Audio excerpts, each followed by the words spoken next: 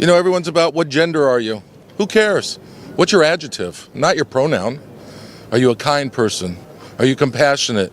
Do you care about others?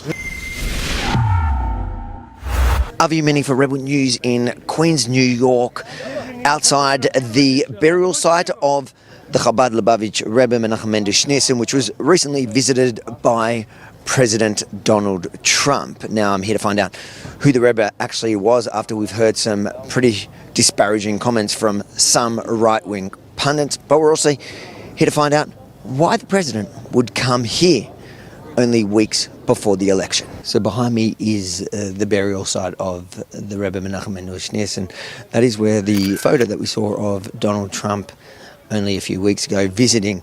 Who was the Rebbe? His main message was to love every part of creation, Jew, non-Jew, animals, trees, ultimately to love God. And if you love God and know that God is everywhere, then everyone is a part of God. Big role model for us all. He's a legacy that just keeps pouring out all his wisdom, all his inspiration, inspiring us not just to become followers and hear all the things the Rebbe is saying and take them in, but to actually go out there and make and become leaders and make even more leaders, and just to make the world a better place and have everyone working together on the same side. That's what the Rebbe means.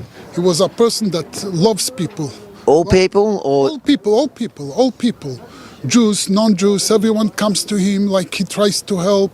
He wanted people should be happy, and therefore he educated his students and all his people, his followers, that always be for another one. Rebbe was the most loving man. He really loved and cared about everyone, Jews, non-Jews. he didn't care. Didn't care. The Rebbe was known to give out dollar bills, right? People waited in line for hours, and the Rebbe would always stand and they'd say, I waited in line for 3 hours to get $1 from you. You're standing here for 7 hours, 8 hours. Aren't you tired? And the Rebbe said, when you're counting diamonds, you never get tired. He saw every person as a diamond, and that was his message, was to treat each person. If we would each treat every person, Jew, non-Jew, man, woman, everyone's about what gender are you? Who cares? What's your adjective, not your pronoun? Are you a kind person? Are you compassionate? Do you care about others?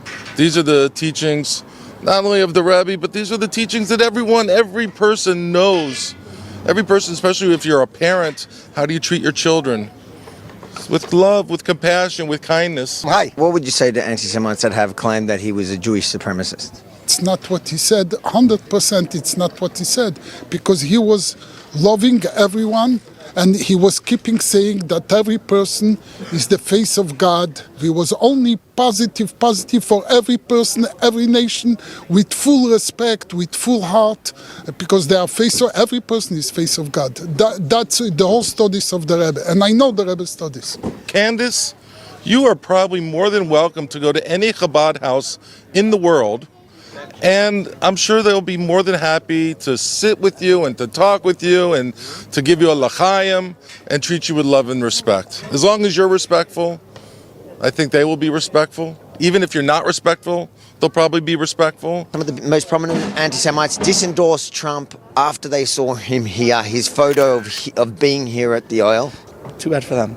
You don't think Trump needs the anti-Semites? No, he definitely doesn't. Especially they like to pin him as an anti-Semite.